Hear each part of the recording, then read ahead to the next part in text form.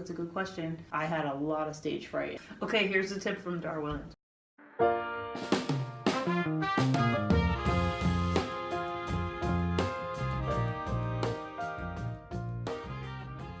So, as a woman in a male-dominant industry, what sort of challenges have you faced about that? That's interesting. There's different things I've experienced. One of them is booking agents who talk to you like you're dumb, assuming because you're a woman that they can kind of say things without a filter and you're not going to stand up for yourself. So I've heard a lot of very lax commentary that wasn't necessarily kind come from male producers, engineers, and booking folks, and they just figure you're not gonna throw it back at them. And when you do, then it's the labels come out about the B word or whatever because you spoke up for yourself. There's sort of this culture that that the men in the music industry can just kind of do what they please and say what they please. And we're expected to be grateful that we have a gig or we're getting paid, and then also have to incur the stereotype of being, unlikable or the B word or whatever because we said something about it.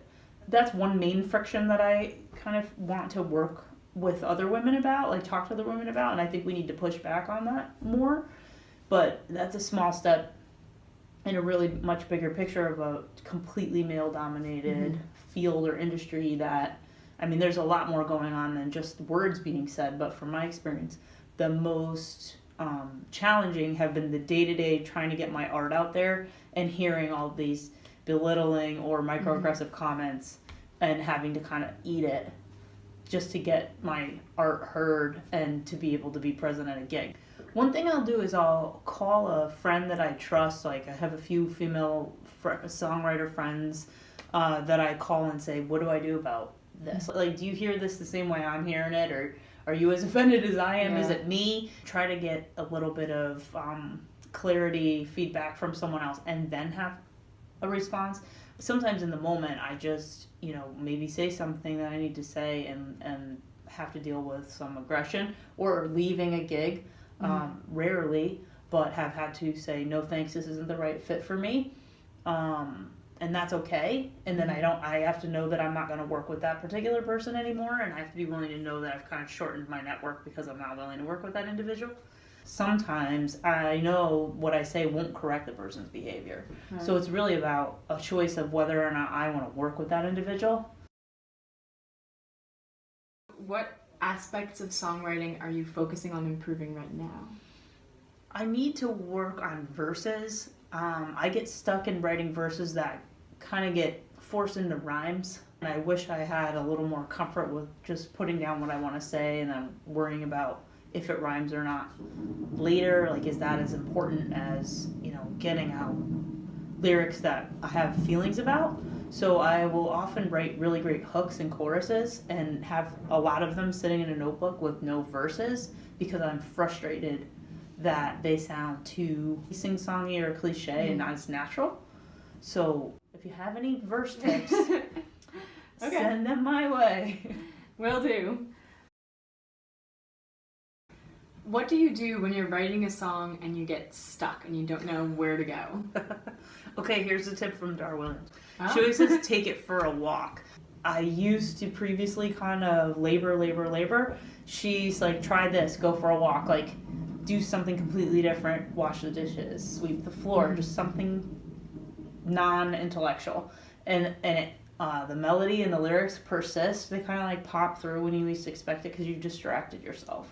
Have paper and pencil with you in case this sort of planned distraction solicits some kind of breakthrough.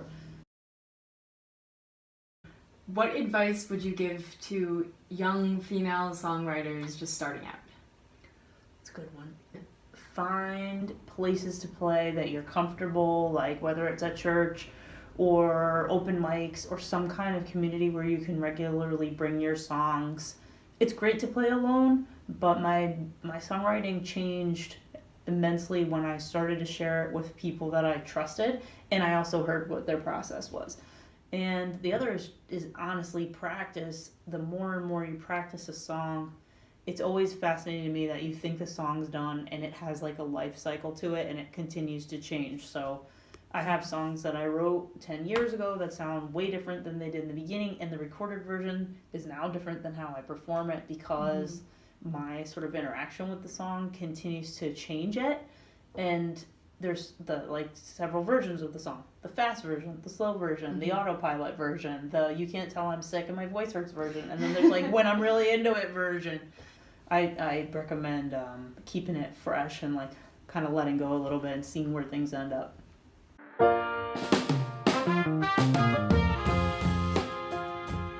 Having some kind of reference, like a photograph. What? That's the end. And then it's the end. It's done. Okay, I'm just gonna tape across the tape on here. Oh yeah. I have this one last bit and then I'm done. Yeah. I'm gonna have a laugh editing this later. Infamously